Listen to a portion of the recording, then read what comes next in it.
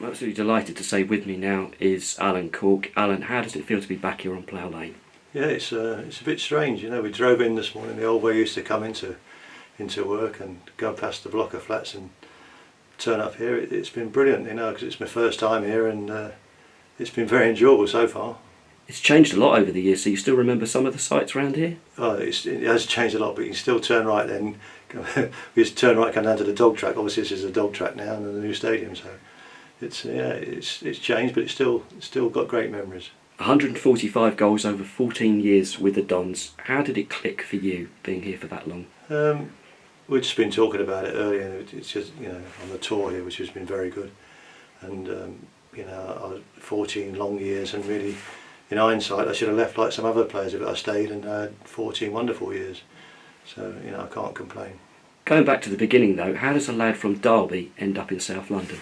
Yeah, it was a funny thing really, because I was at Derby with Dario and Colin Murphy at the time. Dave Mackay had left.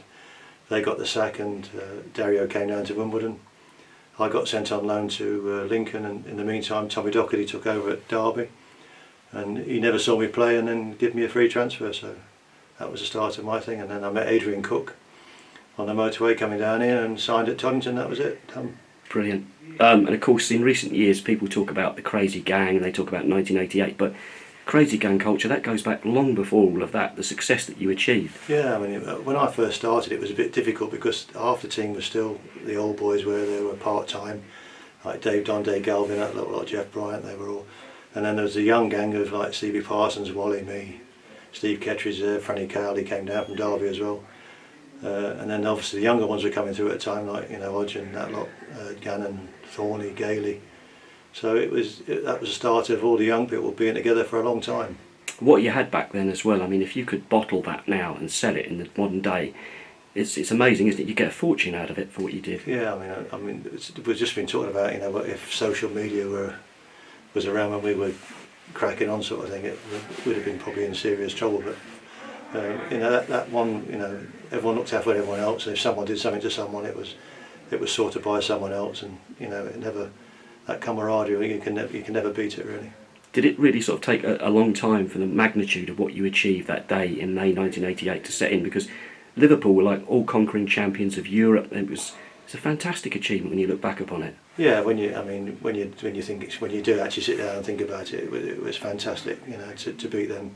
But we had beaten them, I think, twice that year anyway. So, but it was just a special occasion, you know, to go into Wembley. And personally, I thought my mum and dad never see that sort of thing, so it was brilliant for them, and it was nice for me. So absolutely. I mean, you look back on your career as well. I mean, and travelling to all those sort of games in Division 4 over the years, and to get to what was then, people talk about the Champions League final. That was the biggest day of the football calendar. Yeah, I mean, when I first came here, it was I think Jimmy Rose was the director then, and I don't know if I think Ron Nodes was still chairman. I'm not sure who was chairman.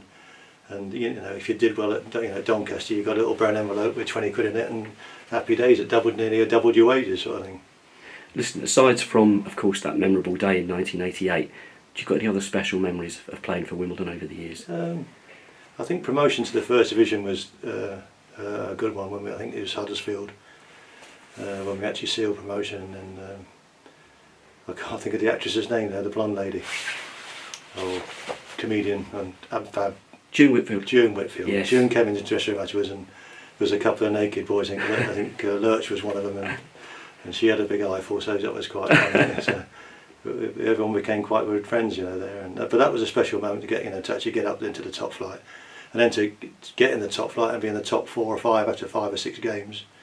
You know, I've still got the clip now where it's, you know, Wimbledon, you know, yeah, riding high.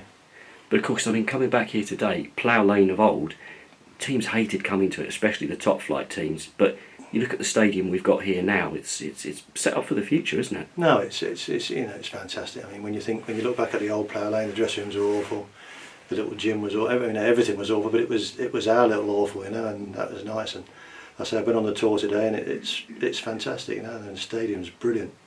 What have you heard from any of the old crew as well in terms of the old gang? Of that, it's been a bit of a buzz around the old player circuit. Well, you know, obviously I'm very friendly with Andy Thorne. Andy Thorne's back here now, being I think he's chief scout, so he's doing a good job at the moment.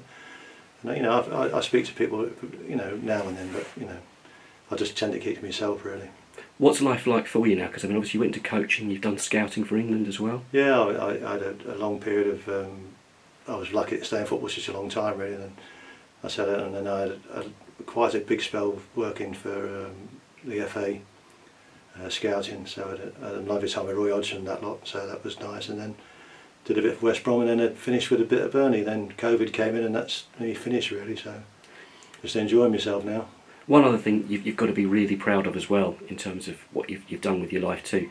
Your son Jack, it's hard for sort of players to sort of emerge from those who've had dads who've done well in the game. He's achieved so much as well. No, he's been a good footballer, and he's looked after himself, and he's 34, so he's coming to the end of it now. It's just a shame, but you know, I'm a proud dad because he's got all the England things, and he got the Olympics as well. So all he just needs is to score a few more goals. I mean, but I think I'd have been more like him if I'd have, you know, really. I wanted to be more like him, like, you know, yeah, fitter and, you know, run around and more dedicated. But he can't score goals, bless him.